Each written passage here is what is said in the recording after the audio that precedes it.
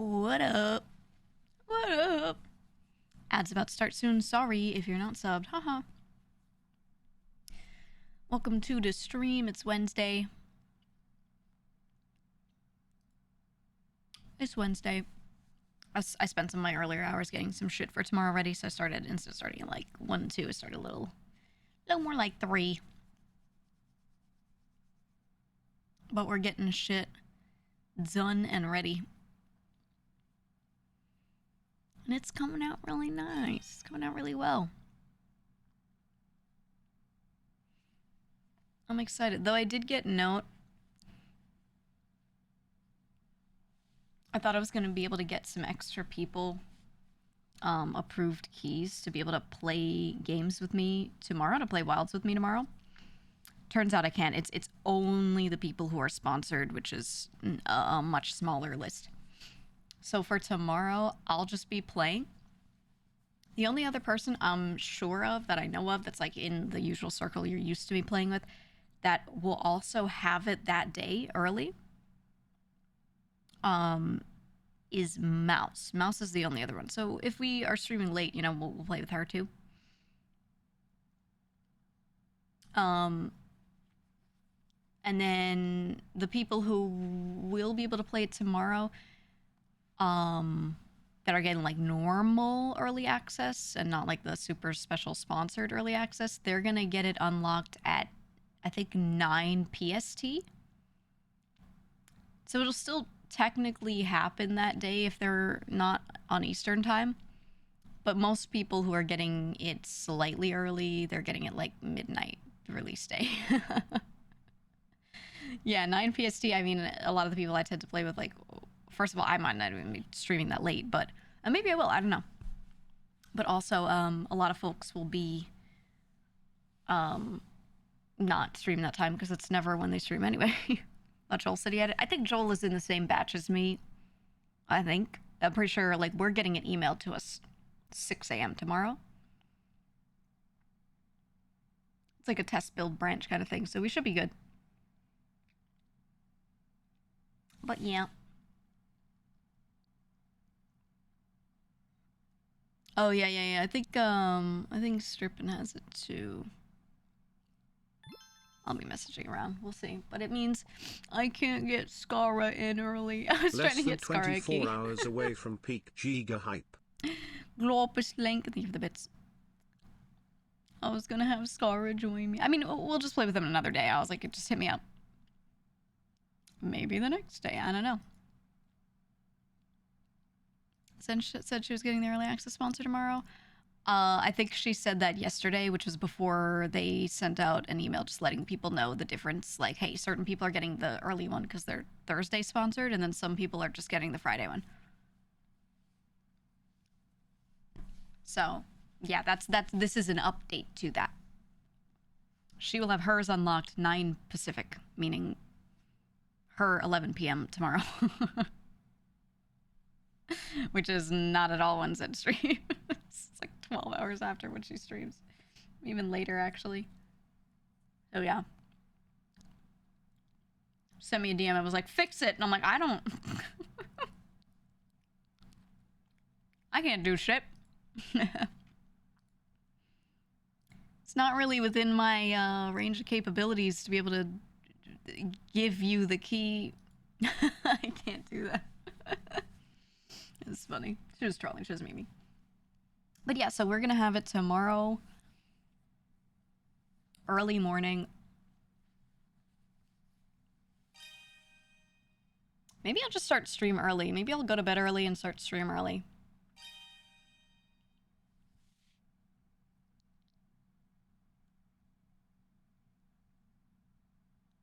I did say no, but I said outfit debut at 2 p.m. I already set up the time for it.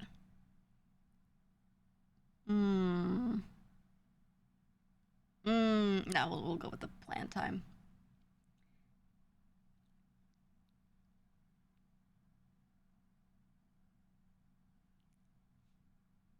I just don't know if... Okay, here's the thing. If I start stream at 2, stay on starting soon, and then the outfit debut itself happens a little bit after that, that's probably what people are expecting. If I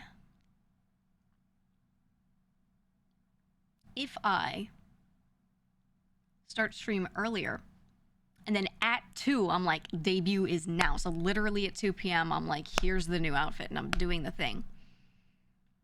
I think people won't show up until after 2. Like, whenever you say a thing is happening at 2, they think stream is starting at that time. Yeah, countdown timer, maybe.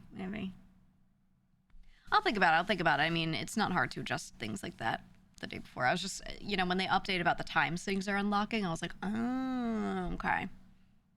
So now I'm thinking of pivoting a little bit. I could certainly start stream early, chat for a little bit, play the game early with the current outfit, and then do the outfit debut around 2. I could do that.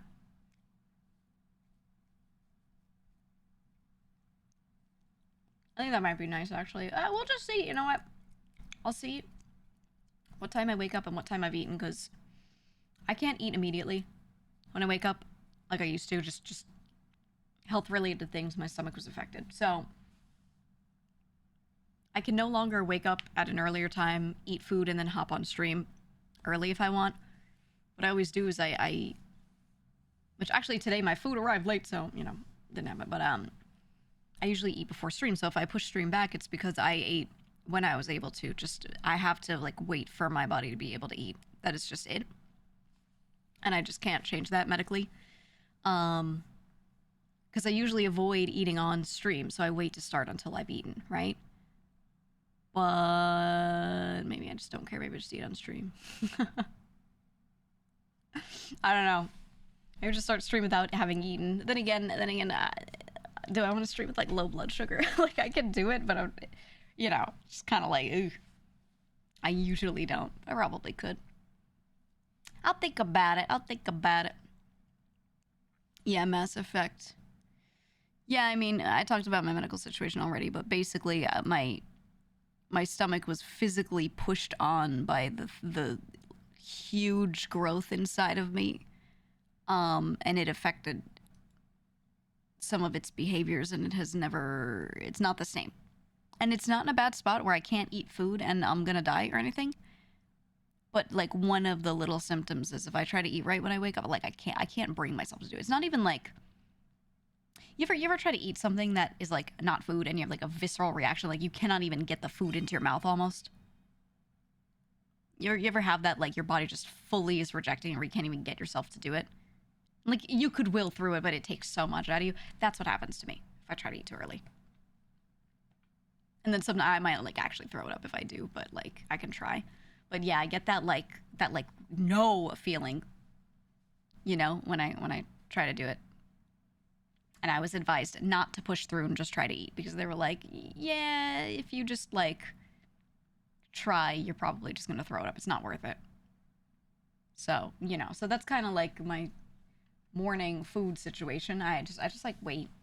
So instead of starting every day at exactly the same time like I used to, I just kind of wait for my body to be yeah, we're chill now.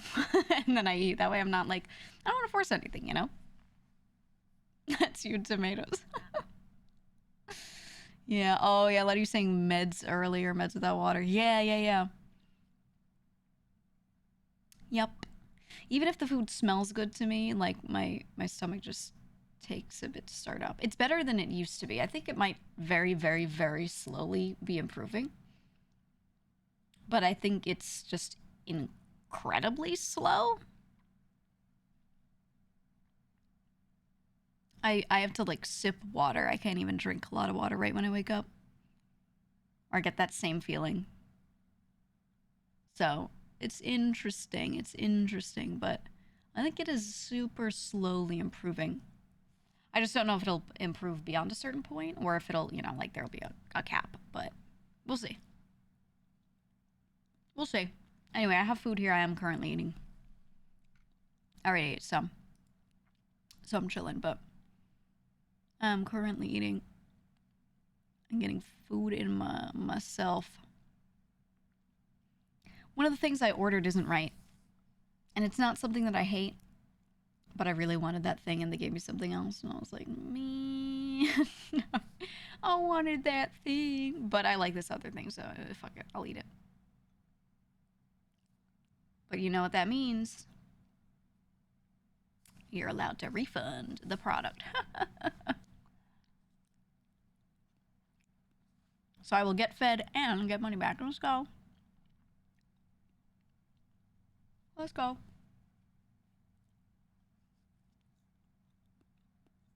All right. But then, of course, they don't full refund you. They're like, yeah, we'll give you a rebate that you can use on our site again. Which, you know, I'm in the habit of a couple times a week ordering out, so it's, you know, it's fine. But back in my day, I never, ever, ever did stuff like this. I never even went to get food out at restaurants or anything. I only ate at home for so many years. So it's like a weird adjustment for me. I when I order food, I still feel bad. You know what I mean? I hit the order button and I'm like, this feels terrible. Man. But I was raised like ultra frugal, so you know.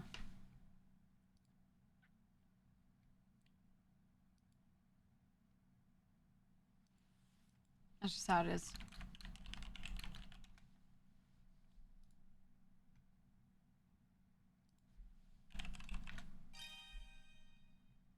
Also, good news. I was saying yesterday, I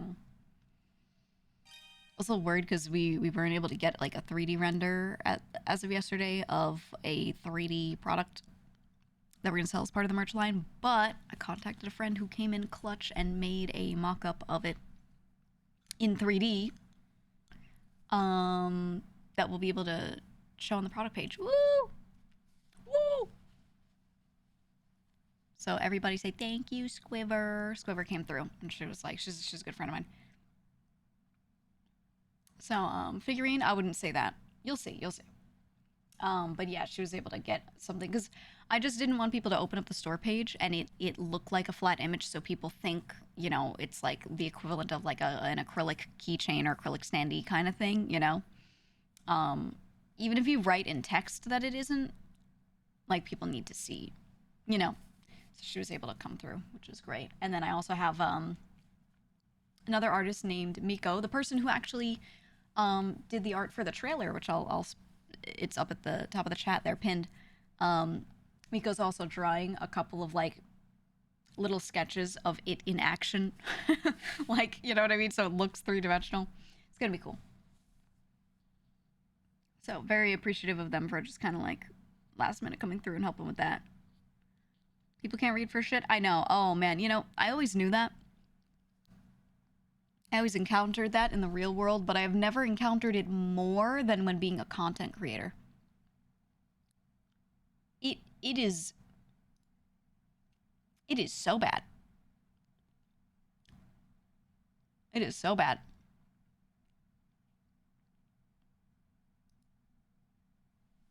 You can sit here and say things on stream and people will turn around and be like, they said this other thing.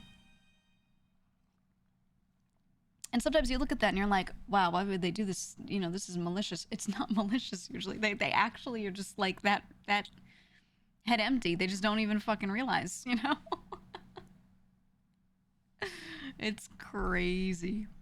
It's crazy. I've never experienced it more than in this kind of environment.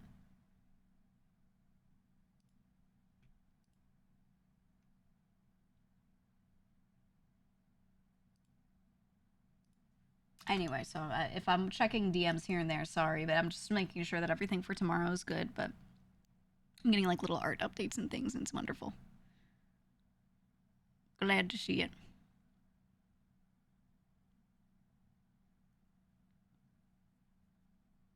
Name of the game in the title, category, and pin comment. What is this game? Yeah. It's been like that forever. Hold on, I gotta take my fiber pill. Everybody, reminder to go take fiber.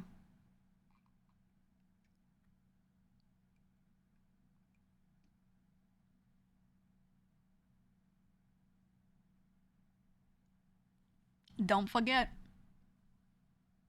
Don't do it. But also drink a lot of liquids. Don't take fiber and not drink liquids. You will have a little bit of an issue. Human memory's kind of flawed like that. It doesn't store everything perfectly, just some kind of sub details of the brain filling in the rest. I know. And that's why, like, you can't always get mad at people. The thing that does bother more is people saying things with full confidence. And not sitting there and thinking critically for a second. I tend to use words that imply that I may or may not remember a thing perfectly. Like I say, it might have been. I'm not sure. I think it was. I say I think a lot, right? Like I try to use wording that implies I'm pulling this from memory, but I am not 100% certain. And I've always been taught my whole life to use wording like that. That way, I'm being really clear that I do not think I am 100% on this. I just think it's likely because that's what my memory is telling me, right? Yeah, to my understanding, right. Exactly. If you just kind of adjust the way you speak like that, you're absolved. You know what I mean? You're absolved.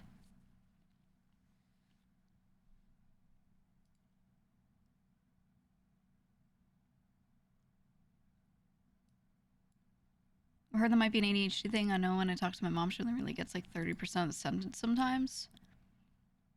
Yeah, for sure. For sure. I mean, I think this is something that I don't know any actual science on. This is a guess of mine. Sorry, I'll be on the screen. But a lot of people are being diagnosed with ADHD. How much of this is nature versus nurture? And is there a difference between, like, ADHD natural versus ADHD nurture? Is this a separate thing? I don't think we understand enough about the brain to be able to necessarily do that. But I think a lot of folks, their cognitive abilities have lessened because of brain rot, to put it simply, to TLDR it, right?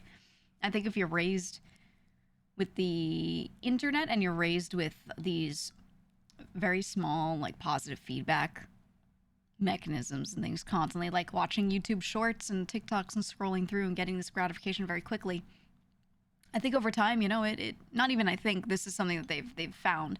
Over time, this is, brain rot is real, basically, right? It's bad for you.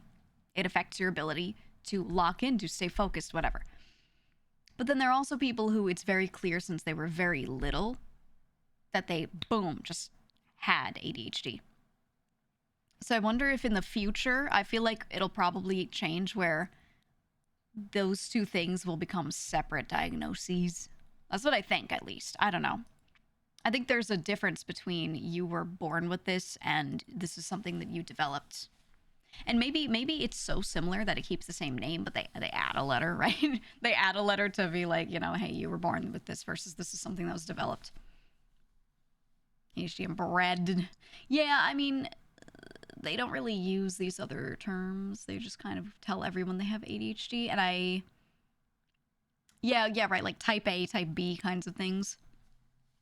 Or right, type 1, type 2 diabetes, right, where the end result is very similar, but it comes about because of a different reason, and therefore it has some different behaviors. So I wonder if there will be more branching out, more differentiation in the future. You heard that it did get changed, but I haven't heard it used a lot. Yeah, I haven't heard any, like, common use of anything other than people just saying, hey, I was diagnosed with ADHD, haha. Got it in adulthood, right?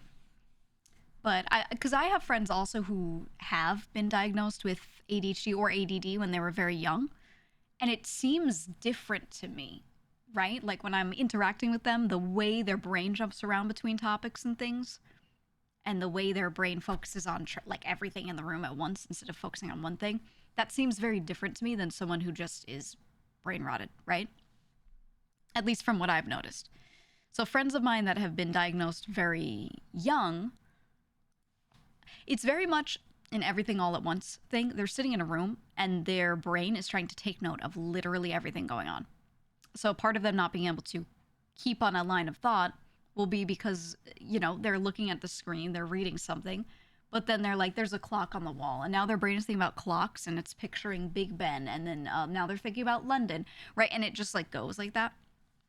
Whereas a lot of friends of mine who've been diagnosed with these things later in life, it's more just hard time focusing, but it's more like losing focus and trying to keep focus than going on a crazy journey.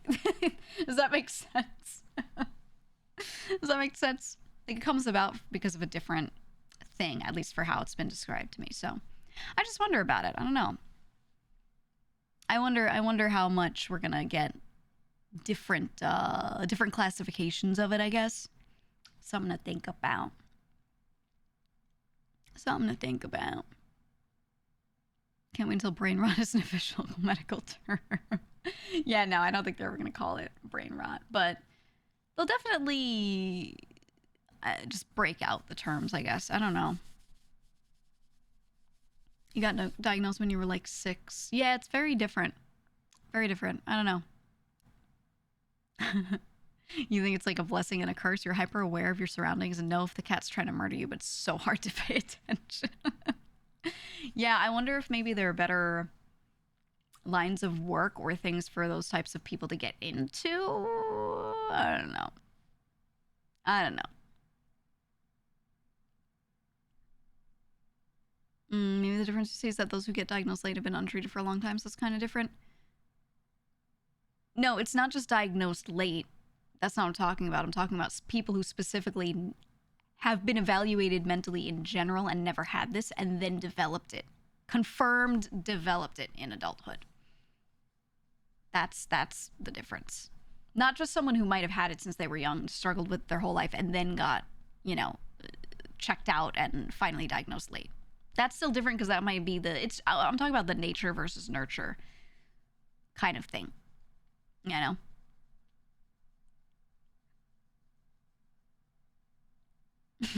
Actual ADHD versus undeveloped attention aptitude. I mean, it's always been the case that some people just lack discipline and some people have discipline. And I think that's how we are raised. And I wonder, there are certain things that you can only sort of learn properly when you're young, when certain parts of the brain are developing and being exercised. Speech is a great example. If someone doesn't learn how to speak at all, they don't hear human speech and hear it used in certain ways, and then they are found later in life and they try to teach them how to speak, they just can't do it. There's a confirmed window that you need to learn to speak before a certain age for you to really be able to do it. They can still comprehend some words, but it's way lower. It's like teaching a dog where they have a smaller word bank kind of thing. And I wonder, there are a lot of things like that in learning. So is this also like that?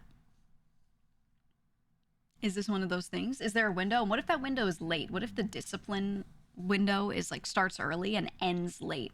And if you're not consistent with it, you're fucked, right?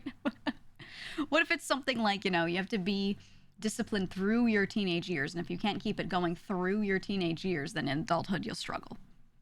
Something like that. I don't know. I just don't think really, really long-term studies like that, studies where you have to take, 20 years to figure out the results, and then, you have to find people out in the wild that do these things or have these scenarios. You can't just do this to somebody. It's really hard to conclude anything on those.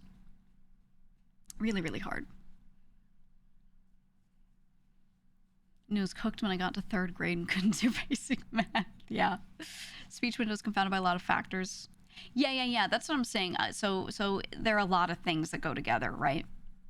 And because a lot of these things go together, I think maybe some of the windows for this are very, very wide. I don't think autism from birth and having shit education and finally being diagnosed later in life is the same as brain rot. Yeah, that's why I'm saying it's two different things. Like, I think over time we're going to get very, very different terms for a lot of this, right? Like, we know autism is something that is just, the brain is doing that, right? There's something that occurring that is different from standard within the brain, And we know this. And you are born with it, and we know this, right? This is what all of our research that is valid shows. That's just, we know that, right? And then there are people who do not have that, but they start to exhibit some symptoms here and there, some of maybe the social misunderstanding, whatever, because of nurture patterns. And that's the kind of stuff where I'm like, it's interesting. But they'll take some of those kids and then they'll say, oh, they have ADHD. But I also have friends that were people that clearly had and were diagnosed with ADHD very young.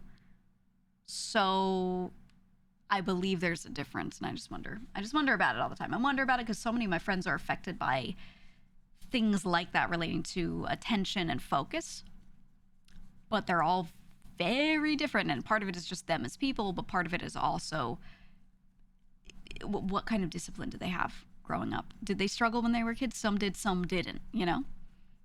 So it's interesting. It's very interesting. For sure. You said you having autism was a clinical test trial for your family. When your niece was diagnosed with it, your family now knew how to work around or with it. Yeah. I have a family member who works in this kind of stuff where they do early intervention. So basically just taking kids that are really young and they exhibit a couple of symptoms, a couple of weird things, and trying to get in there and diagnose them young so they can get services rendered, you know, as early as possible, because the best results happen when you catch it as young as possible, really. So they work in that, and they were talking about the influx of diagnoses and you know, all these things. But when they do their full evaluations of a lot of these kids, there's a clear difference between the ones that they're just born with something versus their parents just put them legitimately in front of an iPad all day since they were born. You know, like there's a difference that they see, and this is someone who works with kids doing these evaluations, you know. And they were talking about all of it the other day. It was really interesting to hear them go over like a lot of the behavioral differences and how they can just sit there with a kid for an hour and tell, you know, this kid was definitely born with this thing versus this is an issue, some of these symptoms that they developed because of their upbringing. And they can pretty much sit with a kid and evaluate them for an hour and take a guess at how the parent raised them. And then when they talk to the parent about their upbringing afterward, it like always matches. Almost always. It's crazy. It's actually crazy how they can clock it like that. For sure. Oh, you were diagnosed with autism after learning that your nephew had been diagnosed and your sister had been telling you for a long time that he acted similar to you.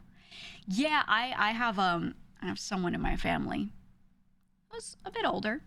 Not older, but, you know, well into adulthood, who you can never push somebody. I've wanted them to go get evaluated for potential autism or similar for a long time because I suspected it when they were a teenager.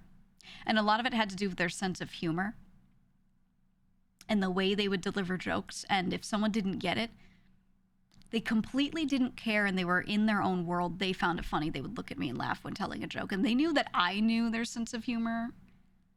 But I would be like, hey, you are socially not doing yourself favors when you just talk to people about things they don't know about and then make a joke related to it as well. And they it's like a second layer of shit they don't know about, right?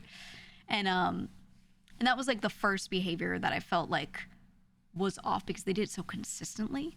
And it felt different than just like a weird sense of humor. It felt differently because I don't know. That was the first thing I noticed. And they were like a young teenager at that time.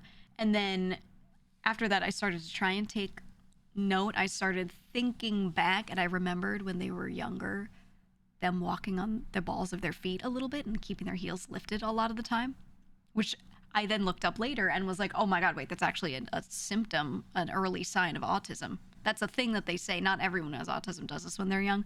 But if you see a kid that consistently likes to walk on the balls of their feet and doesn't like to put their heels down, they just won't do it no matter how much you try to get them to do it. That's actually a sign of it. It's a thing that basically tells you should get this kid evaluated. Now, a lot of people do this. A lot of people did this in childhood. A lot of people do it. But there's a level of, I cannot get this kid to put their heels down. They won't do it kind of thing, that then it becomes like, now you should get them evaluated. So I was thinking back to this person, and I was like, wait a minute, I remember them struggling with that very, very heavily. So I don't know, it was one of those little things. That was like the second thing I realized, and then the third was just in general, just the way they communicate.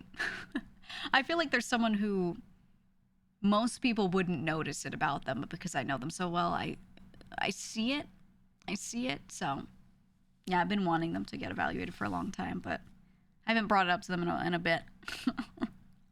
I would like for them to go do that, because genuinely I think it would improve their life straight up. I hate making noise when I'm walking to frighten people I work with in any area. I used to do it a lot because growing up, all the different places I lived in always had really creaky floorboards because we lived in shitty spots. And if I tried to walk around, everyone would hear where I was walking, and I don't like being perceived. So if I was fine being perceived in that moment, I would walk normally. But I would walk around the house like that a lot because I just didn't want anyone to like know where I was, because I like being alone. I really do. And I would when I'm in that mode and I'm like, it's just me, and I'm going to my kitchen to grab some food, and then I'm going back to my room, and I'm just doing this thing, and it's me time, and then someone was like, hey, what are you doing? It would like bother me so much. It would bother me so much. I'd be like, no, my time is ruined. I would get so upset. So that's kind of one of those things for me I would always do.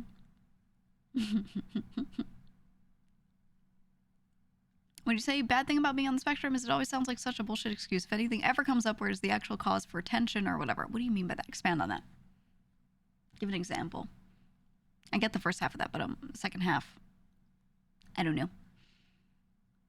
Oh, there's surprising connections between behavioral bodily symptoms and neurological afflictions. Had my sister asking me a while ago because her daughter was constipated, which has like a 1 in a bajillion chance of being a neurological symptom. It was the switch from milk to normal food. You're saying 1 in 10. It's very, it's good to take note of these things and get things checked out, but sometimes, yeah, it's just normal. Sometimes it's just fine. Like the number of people, when I said the walking on the balls of your feet thing, the number of people that went, oh my God, I used to do that. Everyone does everything in small amounts. That's all fine. That's all fine.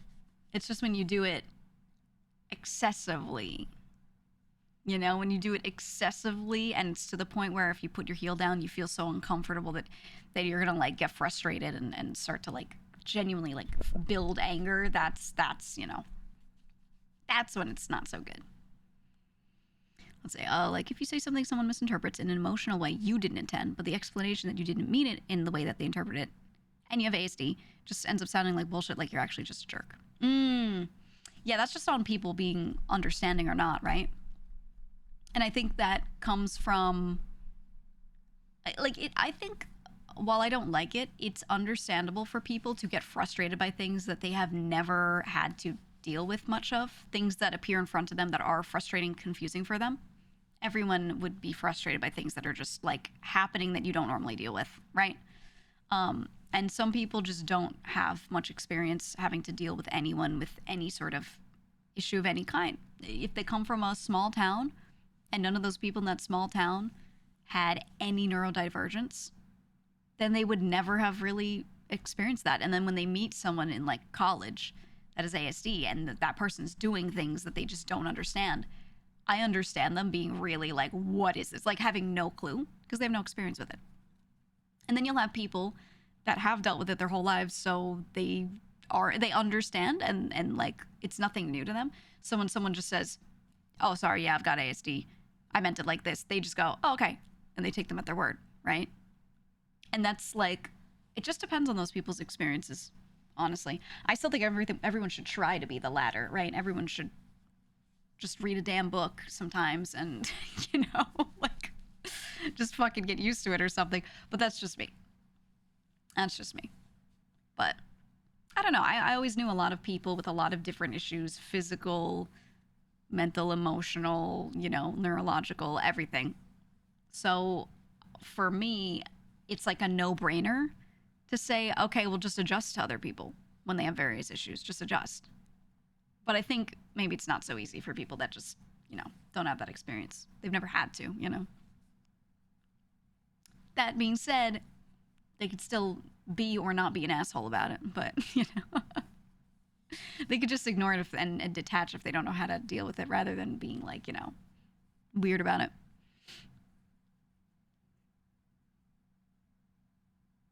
Yeah, I get what you're saying, Washman. I think a lot of people, a lot of folks have gotten diagnosed late because they might have had a lot of really understanding people around them that were just like, oh, they're quirky and I understand how to deal with their quirks, instead of being like, this is probably due to a disorder. And it also has to do with people's levels of education on this stuff. They could be really experienced in talking to people that are neurodivergent, but might not know anything about it and might not even know that that's what it is. They just think they're quirky people. You know what I mean? So there's all sorts of like combinations of scenarios that can happen. And then, you get all these different people that react differently to these things. The world is complex, man. The world is complex and filled with a bunch of people that all were raised differently. It's interesting, man.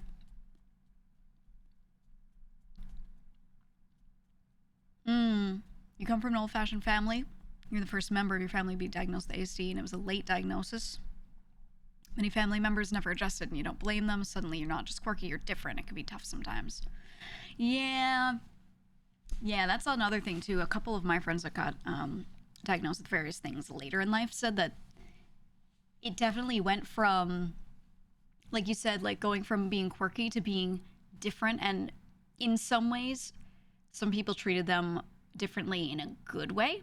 That helped them, and in some ways they were getting treated differently after diagnosis in a bad way, like a oh, something's wrong with you kind of way, which is not the way to go about it, because I don't know, anyone gets diagnosed with anything ever, they're still the same person you knew before. You just have a label that you can put on a thing to help you understand it. Before and after diagnosis, they're the same person. I see this the same as when someone comes out the closet. Okay. There are people who come out the closet and they're like, by the way, I'm gay. And people go, oh, and treat them differently. And I'm like, brother, you knew them the whole time and they were gay the whole time. Nothing changed. You didn't know, but nothing changed. Like, they're the same person. Why change anything? And, I don't know. It's all the same, man. It's all the same. That person always had that thing going on, and you just didn't know. First saw that shit like the Kool-Aid man when you moved out the house. Hell yeah. Hell yeah.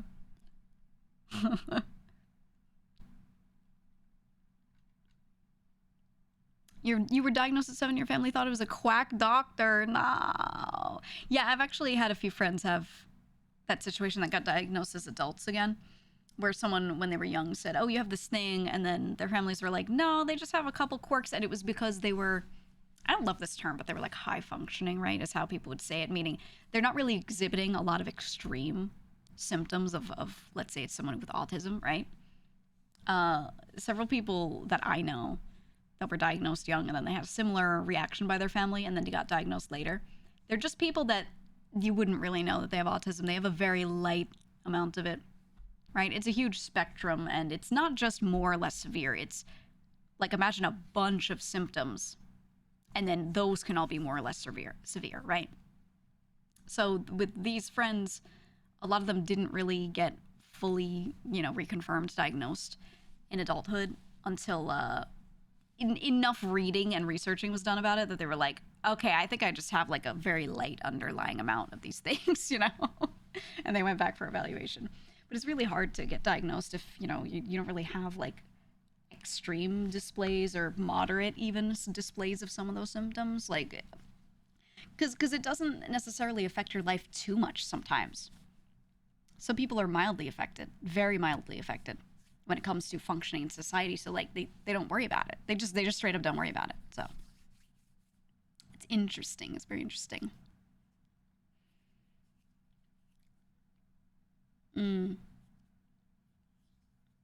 Oh, you were told that being heavily dyslexic and having all those other issues was an attention grabbing thing. Oh, no, not you were told that. having those other things grab the attention. So your autism was going kind of under the radar. Yeah, that's the other thing. I mean, there's a lot of comorbidity, right? There are certain things that when you have them, you tend to have a host of other things that kind of are more likely to be together. So a lot of people that have OCD also have ADHD. They're very comorbid, meaning you there's a high chance of being diagnosed with both. There are also people that aren't. ADHD and ASD, yes, very much so. So it's really interesting. But there's a lot of that. And sometimes that other thing that you have, yeah, it's strong and it covers up the other one. They don't even realize that you have a host of issues. They just kind of focus on the one that's obvious to them. Right? For sure. Yeah. Your older sister had ADHD, or found out she had ADHD a few years ago, got diagnosed again, found out she's slightly autistic. Yeah, that's what I'm saying. Like, this is why you guys, if you do anything that's even a little odd, or people notice something that's a little odd about you, keep a log. Like you're your own little science experiment. Write shit down. That's it. Just write shit down. And that way, if you go to someone to talk about it, you don't have to just sit there and recall everything. You can be like, I've been doing this thing for 5 years. Maybe longer, but I noticed this 5 years ago. Information like that really helps people hone in on that stuff. You were diagnosed with OCD first, and once that was treated, it revealed ADHD. Yeah. For sure. For me, when I was evaluated for my OCD, they didn't find ADHD, but I did have a problem with some similar symptoms occasionally. But it wasn't actual ADHD. It was that I would focus on certain things due to my OCD. And it ended up, the end result of the symptom ended up maybe looking like that a little bit, but I didn't actually have any focus issues. If anything, I would sit there and focus on something and be unable to do it because my brain, the OCD part would kind of kick on, and I would be hyper focusing on this worry that I have in the back of my head along with the task at hand. But it's different from being unable to think about it. Instead, I'd be thinking about, I need to do this thing, but there would be this other thought causing a strange worry cycle in my brain because of my OCD. And then I would be sitting there sunlocked. Right? Because I would be like, I have this obsession in my brain that I'm trying to will away, and I'm trying to keep myself from doing this compulsion. Therefore, I need to sit here because if I move, if I do anything, I might do this compulsion. So I'd be sitting there trying to keep myself like aware of it, kind of doing my own therapy, right? Like just doing my own fucking therapy on myself. But then I would be sitting there knowing that I have to do a task, just staring at it. So sometimes it would turn into me getting sunlocked, but it wasn't really like, it wasn't like that, if that makes sense.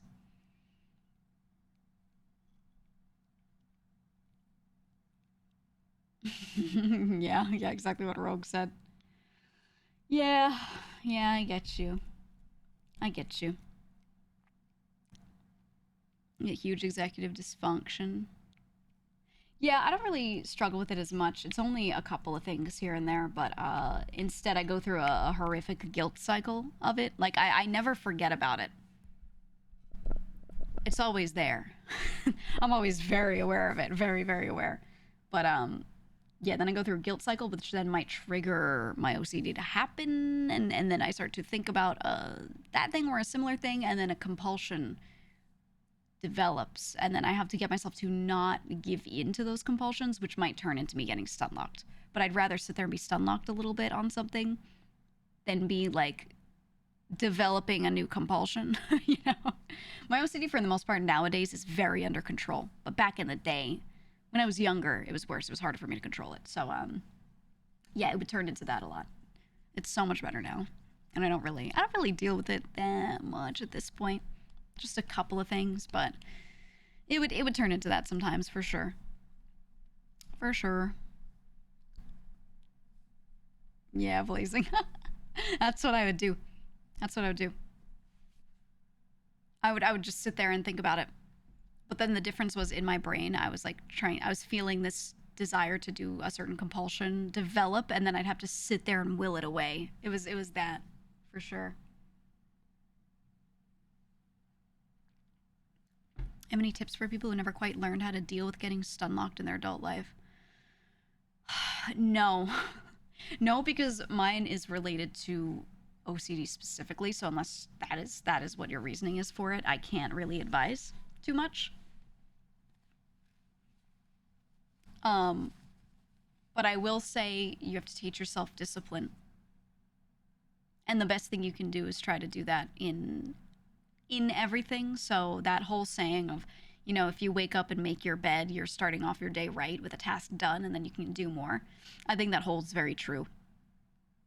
I think that holds incredibly true. So waking up and being like, I'm going to do 3 things. I'm going to do 3 things that are good and get them done first. You wake up and you like make your bed, and then you like wipe down a counter somewhere or something, you know, like you do that. Hi, May. We're talking about discipline. We're talking about brains. I hope your stream was good.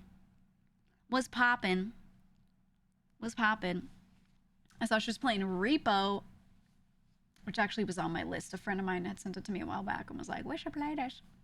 It's finally out. The game's sick. It looks really good. Yeah. It does look really good. So I've been keeping that on the side. 16 hours of streaming? Jesus fucking Christ, dude. Go to sleep. It's like 4 p.m. Well, that's Eastern. It's fucking 4 p.m. Go the fuck to bed, dude. Like Lethal Company 100 times better. You know, I love Lethal Company in small doses, so occasionally if someone wants to do it, I'll play it.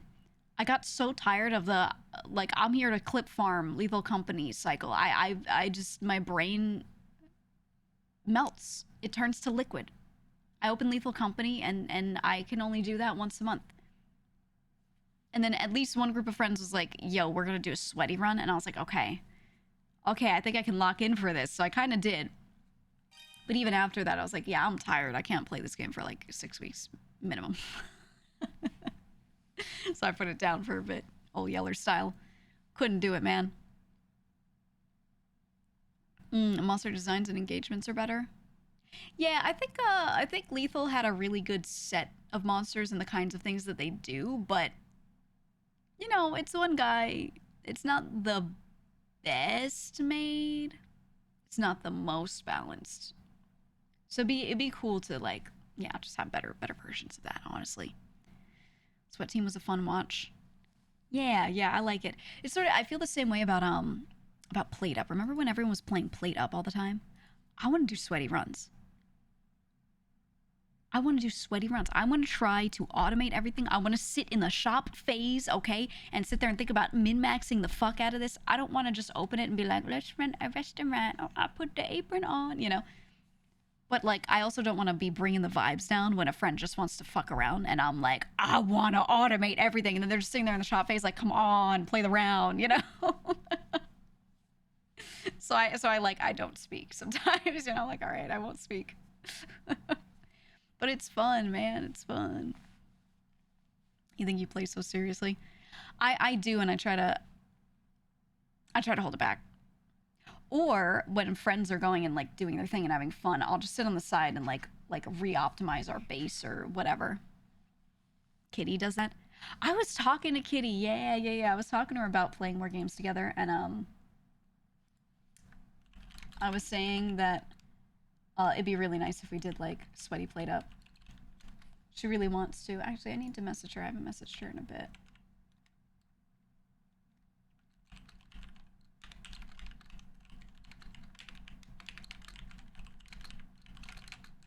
I'm letting her know right now. We gotta do Sweaty Plate Up runs. Also, I'm getting more Monster Hunter collabs set up. I think we'll play with Mike and Vinny on Saturday. I think we will. Tomorrow, I don't know. I don't even know who has it early. A lot of people just got an email saying that they're only gonna have it late that night, like midnight EST on the 28th. So some people that thought they were getting it tomorrow are not actually. Unless they're like ultra sponsored for the Thursday stream, you know. So I'll have it, but I don't. Yeah, maybe Limes. She wasn't sure. Maybe Limes. I think Joel has it as well. I think Mouse will have it. Strippin has it. Those are the only ones in my head that I can think of off the top of my head that are confirmed. No, not Zen. Zen will have it 9 p.m. PST. Henya also has it Friday. God, who else? I don't know. I can't think off the top of my head, but I'll find it. I'll find it. I don't think Moriko's sponsored. I think she'll be opening it. No, I don't think any of Girls of Sea will have it Thursday. I'm pretty sure they're all gonna have it normal time. Why the difference? Region related? No, so there are sponsorships that are occurring. Some people are sponsored for Friday, so they'll get to play the game Friday. Some people are sponsored for Thursday. I'm sponsored for both Thursday and Friday. So because I'm sponsored to play it Thursday, I'm getting a key that will let me access a specific branch of it where I can play it Thursday. So then there are also people who might be sponsored, but they're sponsored Friday, and that's why some of them, like, they might get it that 9 p.m. PST on Thursday night kind of thing, but they're not gonna get it early Thursday. Does that make sense? And there was some confusion of some people not knowing when theirs unlocked. So some folks have been saying they'll have it Thursday, but they mean 9 p.m. PST and not that morning. Does that make sense? Does that make sense? Only difference that's region related is West Coast gets at 7 p.m. PST of the 27th since it's global. Yeah. Well, it was 7 or 9? Whatever time it was. Why can't we have a global launch? There is a global launch. This is just for streamers that are sponsored for Thursday, that they have different times. Thursday or Friday or whatever it is. The global launch is for everyone. It's the same for all of you. And a lot of those streamers will have it that day, and then they're just playing it sponsored Friday. But yeah, that's where the confusion got in. They heard about like the 9 p.m. Pacific unlock time on Thursday. So then when I'm like, who wants to play this Thursday? They're like, ooh, me. And I'm like, no, afternoon. Morning, afternoon, you know? So it's a different thing. Does that make sense? Anyway, yeah, we're going to play it early tomorrow. Haha. I do have my new outfit debut set for 2 p.m. If I can, I think we're going to start stream earlier. I don't know how early, but earlier. I'm just going to wake up as soon as I can feel good enough to stream. I'm going to stream. And I'll just play looking like this. And maybe we'll do like a countdown. If I can, a timer or something. I'll have to find one to put at the top right of the screen or whatever. And then when it's time for the debut, then we like pause for a bit and then do the things. Does that make sense? I might do it like that if I can. Does that sound good?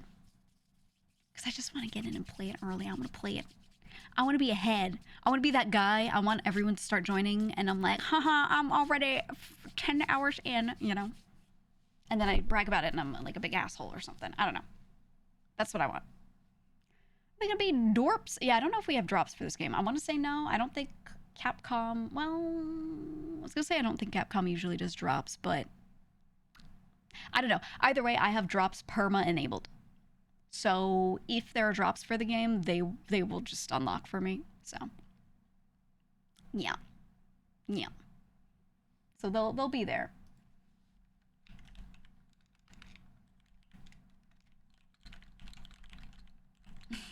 Kitty's very down for group played up. Nice. Nice. I think there's a gift something for it. Oh, yeah. It's not like it's not the auto drops thing for watching. It's something else, right? Let me see.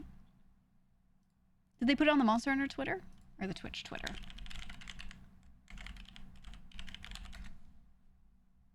I'm gonna look. Give you a pack of items in the game.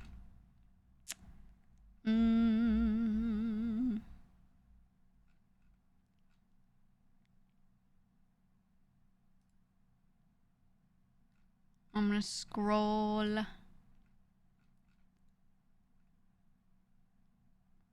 I like how they have teams too. Team for every weapon. Oh, yeah, here we go. Support a streamer program for Twitch streamers. Gift or buy a Twitch sub of any tier to any streamers within the Wilds category to receive the Hunter Help Assistance Pack. It gives you 5 sharp fins, 5 large barrel bombs, 2 shock traps, 5 slinger flash pods, 3 demon powder. Ooh, okay. So it's any... You gift or buy your own sub, either. Literally just a singular sub that you get for some reason, you pay for in anyone's stream who's playing Wilds, and it unlocks for you.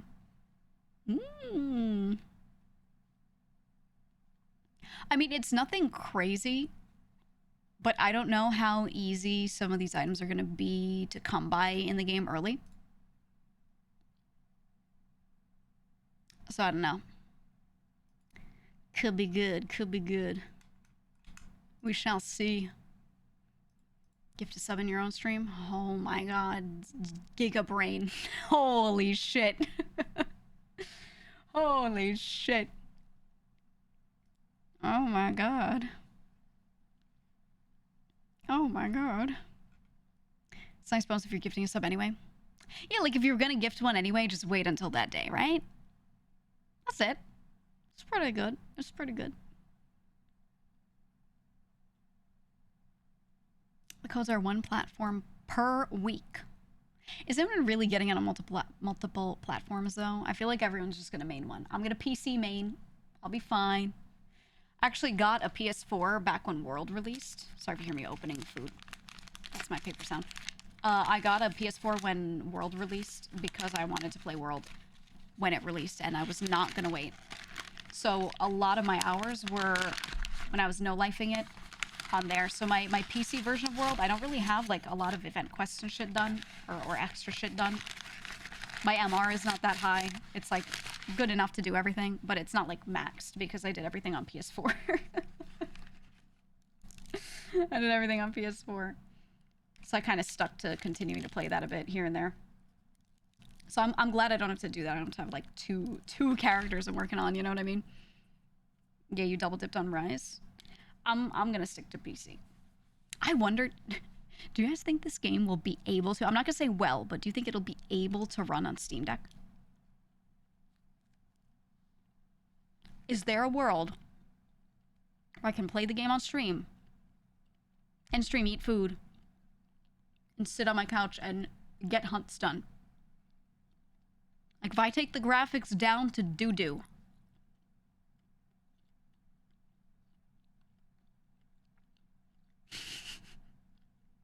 I wonder. I wonder. Couldn't even download on Steam Deck with the beta. Yeah, no, you can't with most betas with that kind of thing. But I wonder. I don't mind turning the graphics all the way down. I don't know. We'll see. We'll see. I saw a review that said no good on Steam Deck. Yeah, but is that the demo, the beta? That's different. That's different from the proper release of the game with all the things that they're patching in.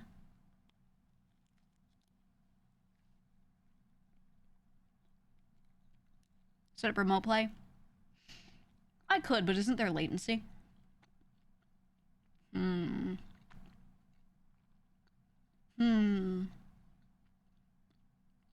Not really? You don't really experience it that way? Okay, maybe I'll do that. As long as I can just hit parries, I'm good. I'll be alright. I'll be chillin'. Benchmark has the up-to-date engine updates. Yeah, I didn't think to put the benchmark on the on the Steam Deck. You know.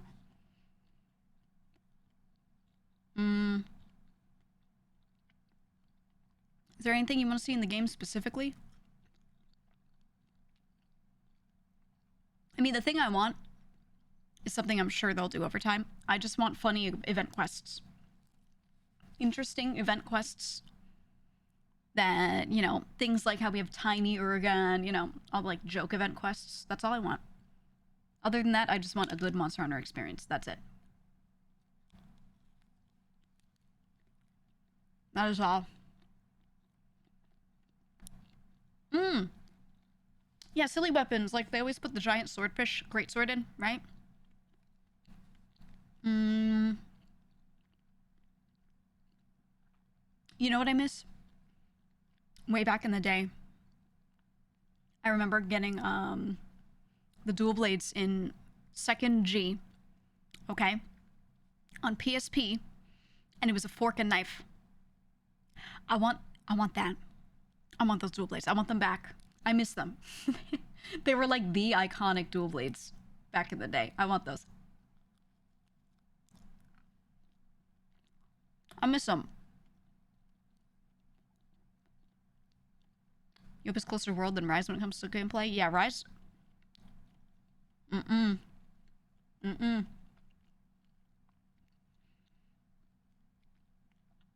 want it to feel like For You, to be honest. Not look like or anything like that. I just want the combat to feel like For You. I replayed it more recently, like all of For You, everything, and it just felt so good to play. It just, the combat felt so good. Yeah, the arts were good. The monsters' move sets and everything, and their AI was so good. I just want that again. That's what I miss.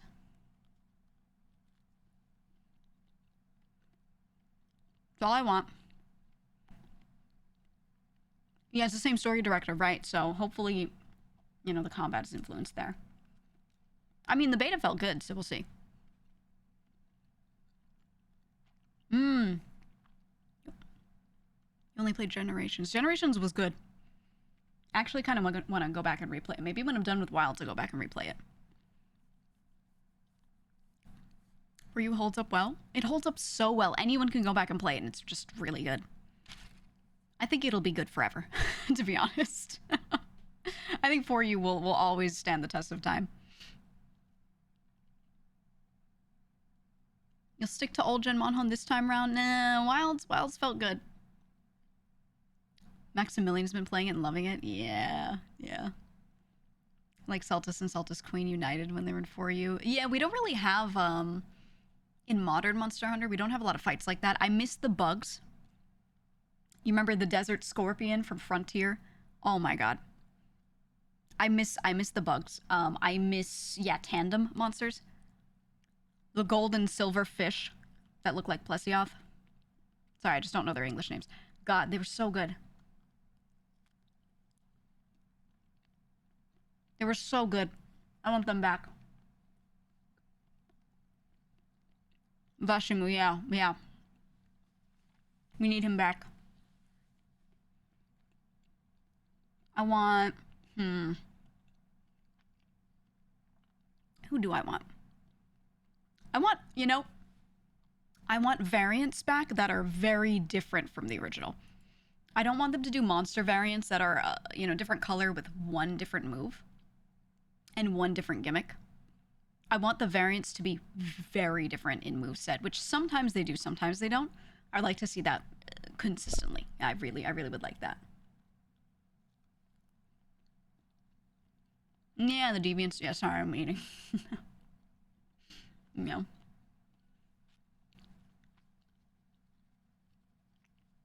Galactic hip check. Plesioth is fine, man. Just learn, you know, if people would freak out about the hip check and the hitbox on it. Just roll it. You see him wind it up. You have so much time to roll it. Just roll it. Or parry it. People are like, oh, the hitbox is so huge for it. Don't get hit. Know what I mean? He telegraphs the fuck out of that move. Like, just roll. Right? It's really not hard. It's not. Bloodbath, Diablos, and Red Helm Arzuros. Yeah, the Generations variants and things. Some of them were really good. Really good. As a new Monhun player, you're torn on what to play because you want to play all the weapons, but also hyper-focus on one at the same time. Yeah, just use one for progression. Have like one or two that you like. Sometimes it's good to have two because certain monsters you might feel better fighting them with a different type of weapon. Have two weapons that you keep built up that you like. And when you get closer to end game, you just start building sets out of things you have sitting around because you don't really need your parts for everything. And there you go. There you go. Yeah, they did make this game in a way where you do get to carry around two things with you, so it's good. It's good. Monhan is one of the few games where just don't get hit 5-head is a legit strat. It is, but you have to learn a lot of roll timing, and if you don't have like evade on, you know, extra evade gems and shit, you're cooked. You're cooked. Lance and gunlets. I think I'm gonna do. I was thinking of doing switch axe and maybe heavy bowgun or light bowgun. One of those as the secondary, but I also kind of want to do switch axe and hammer. And then when I'm fighting something, if I feel like I'd rather focus the head, like I can really do that on that one, boom, I go hammer. That's my thought. I don't know. We'll see. We'll see. A lot of FromSoft players carry over to Monhan very well. I think they can learn, but it's a long learning process because the iframes on a FromSoft roll are the whole fucking roll. It's literally baby mode. And then the iframes within the roll in a Monhan game are way fewer, and they're in the middle of the animation. So a lot of my friends that like FromSoft games, and they're like, oh, you roll stuff, it's the same, and they open Monster Hunter, it takes a lot of getting used to. Not that they can't, they'll understand combat in general, but learning combos is also a bit harder for them sometimes. Depends. It depends. The unequipped dive is the FromSoft roll. Yeah. Yeah. Yeah, when they do a move, when they roar and Nova 3 times in a row, so you have to just dive 3 times in a row. Oh, it's terrible. It's terrible. After playing Monhan, I could transfer to Dark Souls. Yeah, actually though, okay, here's the strat. You play Monhan Wilds, and then once you feel like you've done everything and you're just waiting for event quests, you go play Lies of P. Oh, it's like the best gaming transition. You play Lies of P as you do all sorts of event quests and things as they come out for Wilds. And then once you're done with Lies of P, number 1, I do recommend doing New Game Plus. It's very good. But number 2, then you go play Sifu. Your brain will expand. You will become a person who hates playing FPS, and you will only want to play close combat games forever. Dribble in my pants, call it Lies of P. I hate it so much. I've said that one before. You got that from me. For the record. For the record, I'm claiming it. Let it be known. Also, it wasn't dribble in my pants, it was dribble in my trousers. Call that Lies of P. I'm claiming it. Nice try. Nice try. I don't know. I'm just excited for tomorrow, man. I want to play the game now. I want to. And I know we'll get there soon. But I'm just, you know, sitting here super impatient. Want the game now.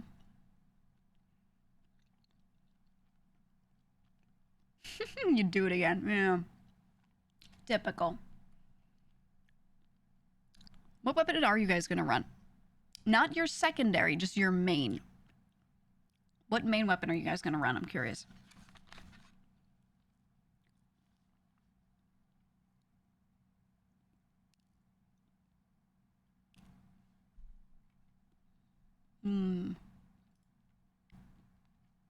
It's a pretty good mix. A lot of hunting horn users, or like, not a lot, but more than I'm used to.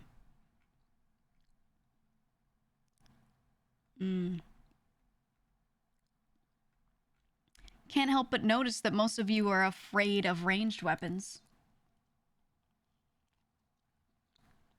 And don't yet know the joys of doing nothing but spamming elemental effects on them.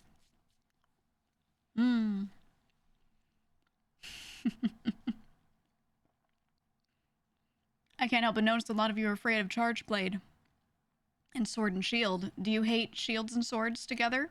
Do they make you scared?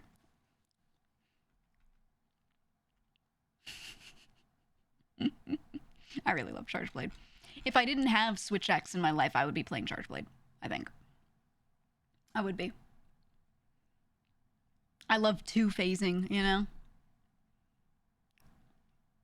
Sword and Shield is fun in Wilds. In the beta, I was very down with it. I played Sword and Shield early a lot as well, like early games. I mean, I played everything, but, you know. It was fun as hell, man. It was fun as hell. You start using Switch X, it's so fun. It is fun. It is really fun. I love it. I love it.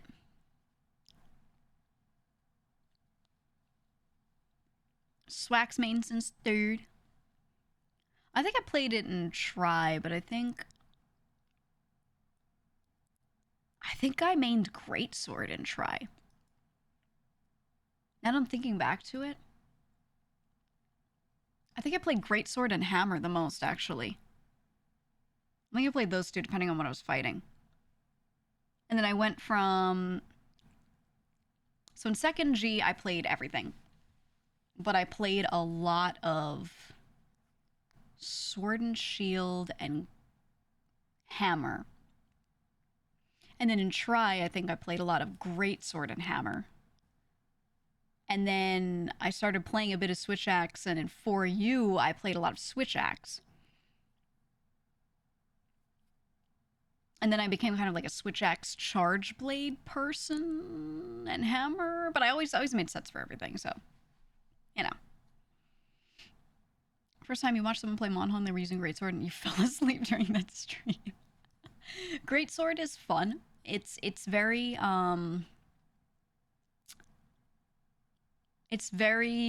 you have to know what the monster's going to do. You have to be able to set up a big hit for them to kind of run into, or know when you're going to have a huge window for it. So it's all in knowledge. Yeah, it's like cast time, exactly. So I think a lot of people avoid Greatsword until they know a fight really well, and then they'll play it. Not many people will go in with Greatsword and just learn that way, but I think if you play Greatsword and you force yourself to learn every fight with a Greatsword, you will have so much knowledge and understanding of what that monster does, what their combos are like and everything, and when you can attack, because you're forced to be able to kill it. So I think Greatsword is really good if you're just trying to learn the game, to be honest. It lets you learn the fight. Instead of worrying about your own combos, you're learning the fight. And I think that's really strong. So if you're like new to it, I honestly recommend Greatsword. Genuinely. Same with Hammer. Hammer forces you to learn to fight every monster where you can hit them in the head, which I think is important. A lot of people play other weapons and then they focus on fighting a monster from like the side. The really, you know, the little nub where their pee-pee should be. They all have a skin nub area there between the legs, and you can just kind of stand under there and not get hit by half their attacks. A lot of people will go stand there and be like, oh, it's so safe here, and just longsword them to death. Not with Hammer. Yeah, the Grundle, that's the word, the Grundle. Not with Hammer, you need to hit him in the head, so you have to learn to fight them right in front, you know? So I think that's good. I think it's great.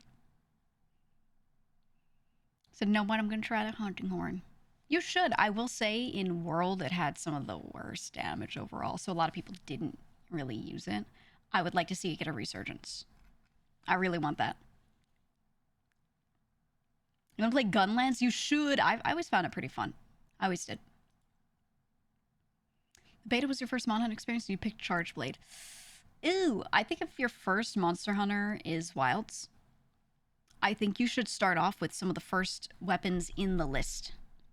So, Sword and Shield, Dual Blades, Longsword, Greatsword. I think that is where you should start if you have not played one of those games yet. I think genuinely you should start with one of those.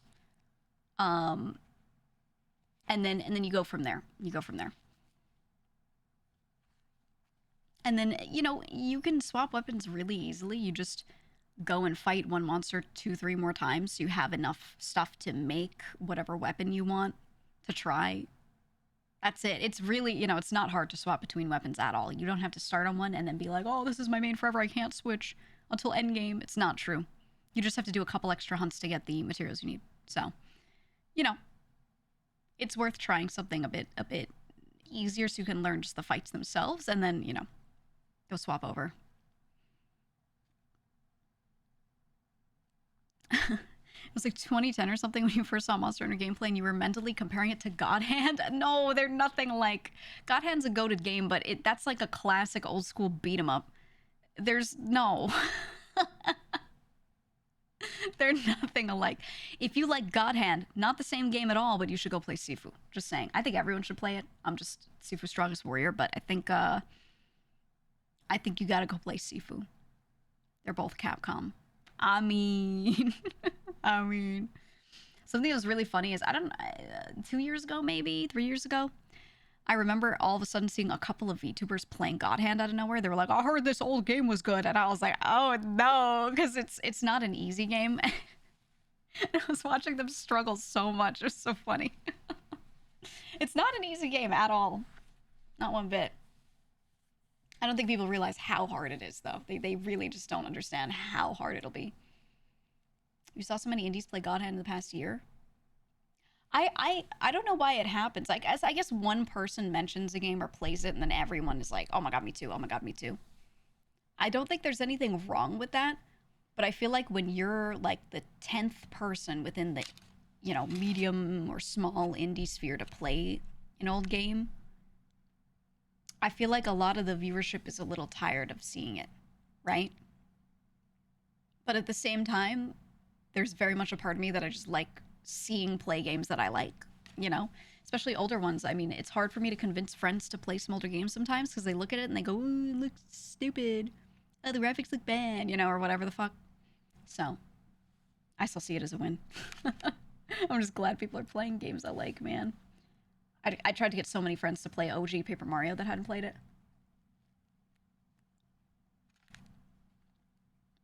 So many of them didn't do it until the Thousand Year Door remake came out. And I was like, brother, go play the first game. And they go, N64, that's so old.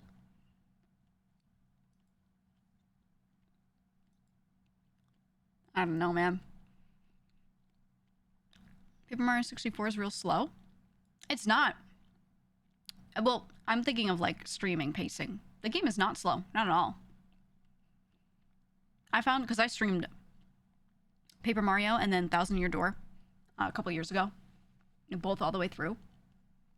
I felt like the pacing was so good. Each of those games, it's contained in chapters, all the story, right? So you open the game, you start chapter 1. You can play all of chapter 1 in a stream. And then you go to the next chapter. You play all of that in another stream, right? And I felt like because each chunk of the story, each chapter was so nicely contained, it's one of the few JRPGs I could properly play through. Because if you had missed a chapter and then you're on, chapter 4 is the stream you show up for, that's fine. It's kind of self-contained, There's very little happening in continuity-wise across those chapters. That means, you have to be watching the whole thing all the way through. And chat would just catch each other up if someone missed something. It's genuinely one of the only RPGs I felt like so many people could get into, even if they weren't there for earlier streams, So even if it was a good number of hours here and there for the game total, I felt really good streaming it. I did. Paper Mario on Switch? Yes. I'm pretty sure in their 64 library they do have Paper Mario. So anyone can just go play it now. If they don't have like, an old version or something. Pikmin 4 was absolute cinema for someone who loved Pikmin 2. I agree. 4 took everything I liked about 3 and how you could sort of RTS it a little bit. And then everything I loved about 2 with the dungeons and all the different floors and all that. Well, not dungeons, but you know what I mean. Effectively dungeons. I loved it. I played, that's actually something I did on stream, was I played 1, 2, and 3 on stream back in the day. At the same time, I think I played it in between the Paper Mario games, or I did Paper Mario first and then Pikmin, or vice versa. I did them all like back to back with each other. I don't know. I like GBA and 64 and GameCube era stuff. I really, really do. I do like older things as well, but that's like, I think that was a pretty peak kind of set of eras. So played a lot of those on stream. I replayed Wind Waker on stream. I think right after that. I think then I went to, next game was that, or next couple of games was there.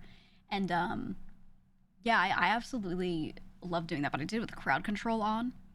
So chat could keep affecting things in games. So I had to do a whole playthrough, but they could make me like jump, you know? Like they could just press my jump button, or they could teleport me somewhere. Or the worst was, if anyone remembers Wind Waker, there's the ice island. And when you fly up to it, you have to have fire arrows, not fly up to it, boat up to it. And you have to shoot a fire arrow into the center to be able to get onto that island. It's not too cold anymore. And then go through a quick puzzle, a little platforming puzzle to get inside before the ice turns back on, basically, right? So what chat kept doing is, one of the crowd control options was they could give me ultra slow arrows. So I'd point at the center of the island, let go of the string, and then the arrow would just be stuck in front of my face, and it would just be moving at like 0.1 feet per 10 hours. It was just so fucking bad. I would let go of the string, and we would just sit there, and I would just start chatting. We would just sit there talking until the arrow finally made it to the center, and then I'd start doing the platforming section, and then chat would keep hitting the jump button, so I'd accidentally jump off, and I'd have to redo the whole fucking thing. I genuinely was one of my best and worst stream experiences ever. Holy shit. Oh my god. It was terrible. It was terrible. Love that game, but I think that was one of the hardest challenges. I don't know. When we're crowd control nowadays, let's chat, press buttons. Yeah, like just press the button. Yeah. I think I turned those off at the time I did it, and I made it so that you could only do specific commands, like jump, right? Like a specific action, instead of just a button press. God, it was terrible. God, it was awful. I would love to do crowd control again. I've been looking into it, but I have to be really careful with what game I pick and how I balance the coin prices, because when you have a larger chat, some of the things they put on there are just like not made for a large chat. Like you'll end up having 20 people teleport you and soft lock you over and over, and it just doesn't work, you know? So I have to figure it out. But you can turn certain things on and off if you're just like, oh, we just can't do this one. So I kind of want to do that. I think we did Banjo-Kazooie crowd control, but people immediately kept turning me into a fridge, or teleporting me into areas where I got full soft locked. And then I would sit there and go, well, either we can't play this game or someone has to teleport me out, so... so... Fridge mode. Could you add cooldowns? I think 2.0, Crowd Control 2.0, the new one, does let you do that. I use a lot of 1.0, which kind of, sort of, only for certain things you could, you know? Watch a streamer play Breath of the Wild crowd control, and you can whistle, so you kept whistling when he would sneak by enemies. Yeah. I should look at their catalog again. Let me see. They have on their website, like... Sorry, I have, like, paper on my desk. Let me see. Crowd control. Let me see what they got. Monhunt crowd control? Oh, it would be cooked. You would just die. Hades. GTA 5.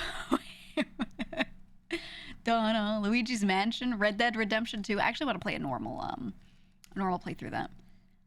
Vampire Survivors, Breath of the Wild. They have a lot of the Zelda games. Super Mario 64.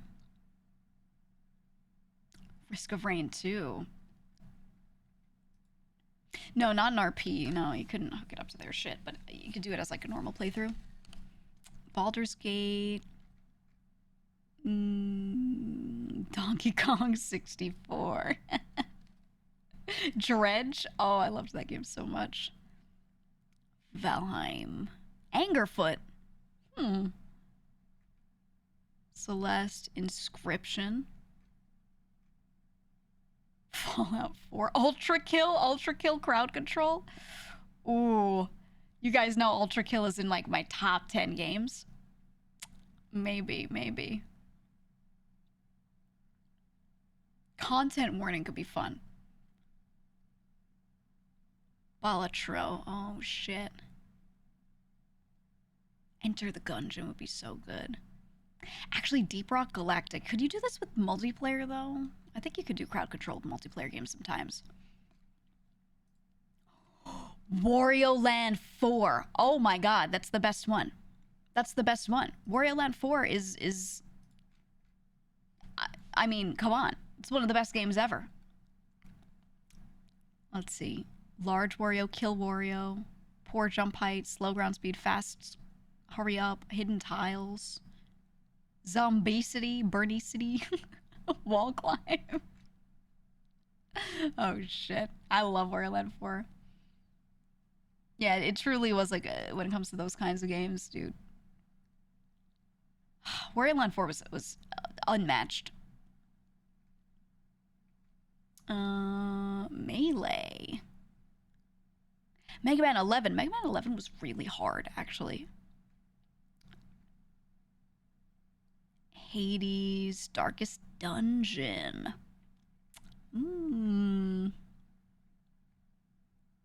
Symphony of the Night has crowd control. Crystallis?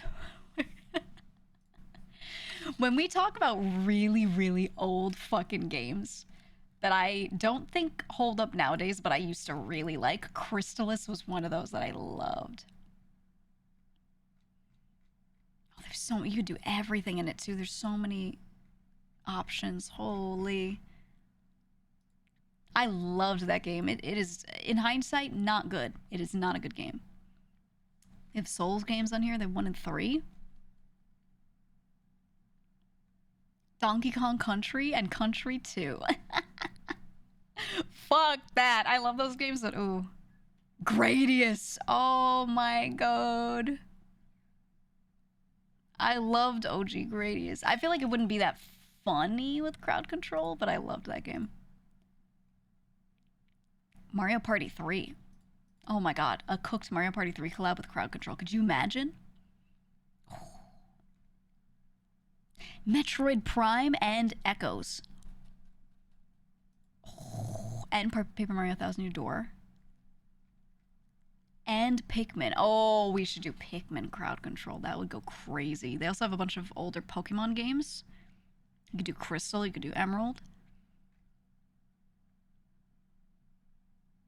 Ship of Arcinian. Sonic Adventure 2. Oh, shit. Super Castlevania 4. Super Ghouls and Ghosts. That game is hard enough as is. I went back and played some of it, and I realized that I just think I will never be able to beat that game ever again. I don't know how I beat it many years ago. I do not understand. I open that game and I go, this is hell. This is hell. Super Mario Sunshine. Super Metroid. Tetris. It's like OG Tetris, though. Okay, it looks like they have practically every Zelda game as well. Okay. There's a lot we could do here. There's a lot we could do with this. I'm going to keep this page open. I'm going to look through and I'm going to find something good. Maybe we'll do a crowd control stream one day. We haven't done that in a while. You've seen Mike play Gradius where his chat kills him with emotes. Yeah. I remember. Oh, I was watching it. It was so fucking stupid. It's so dumb. But, you know, a lot of older games, it's easier to do things like that. A lot easier to do things like that with them. They even have Stardew, but I'm kind of a Stardew hater. I don't know. I thought I was a Stardew disliker. I'm now a Stardew hater. I've evolved. How do you set it up? I think it's open. You just download it. You download their platform. It's an EXE that you just run. And then from there, they tell you which version of the game you need. They give you, a link. Here's all the stuff you need. Here's how you set it up, and you go. And in their app, you can sit there and set the coin prices and run all of that. They give you browser sources to throw in OBS, so it'll show on screen like this person bought this power up, those sorts of things, so everyone can see it.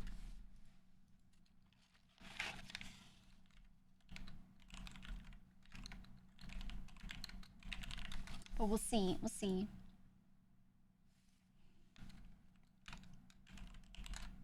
Okay, we're locked in. We're locked in. Saturday, we're going to play with Vinny and Mike, Monster Hunter. Tomorrow, we play with not tomorrow. Friday, we play with Vishojo. Tomorrow, I play. Maybe Mouse will be on. She just tends to wake up later. We're supposed to play something with her today. I just, will she wake up? The answer is yes. I just don't know what time. Let me know. I'm going to send her a message now, so I'm highest in her DMs. But that won't be for a hot minute. But I had a game I wanted to play with her that looked pretty good. It looks like Animal Crossing, but it's not. Apparently, it's just... that's only the aesthetic. And it plays a little more like a top-down isometric Rust in a way. It looks good. It's called Long Winter, spelled with a V. Long Winter. The reviews are pretty good. Came out February 21st, so it's newer. Some people are having issues when they play on public servers where, like, they just get people coming up and killing them instantly, which is the case with any game of this type. So, is what it is. But, it looks good. I want to try it. And like, visually, it has an Animal Crossing aesthetic, but you go out into the wilderness, grab things, make your base. There's PvE elements for sure. There's PvP as well. So if you get like 8 friends to play this, you could have 4v4, 2v2v, 2v2, It looks cute. It looks cute, but you can also, like, imagine Animal Crossing, but you can whip out an AK and shoot somebody and then take stuff out of their house. I think doing a Long Winter event with some friends and having, like, duos would be so fun. Like, genuinely, I think doing this as a week-long event with duos would go crazy.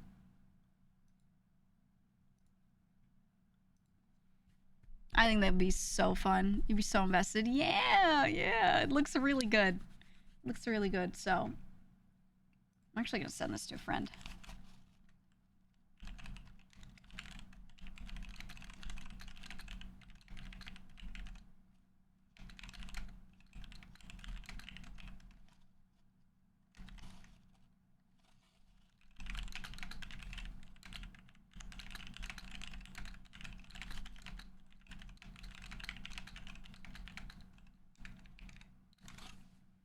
I'll send it to a friend and say, hey, we should do this.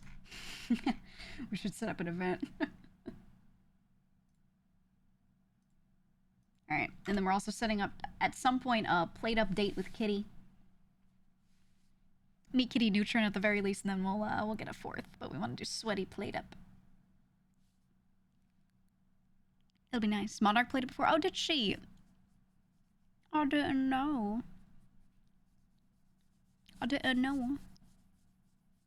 I want to play it. I want to try it.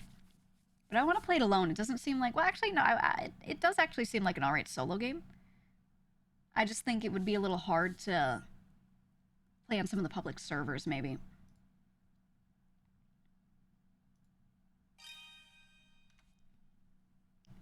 Maybe.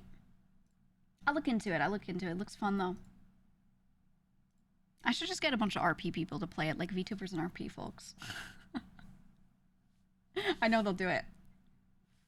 Fuck it. I'm sending it to Garrick.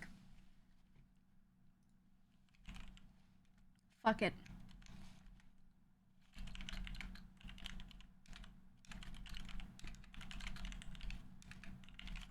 I wish there were proximity chat. That's the only thing. I don't think there is. I think you just type.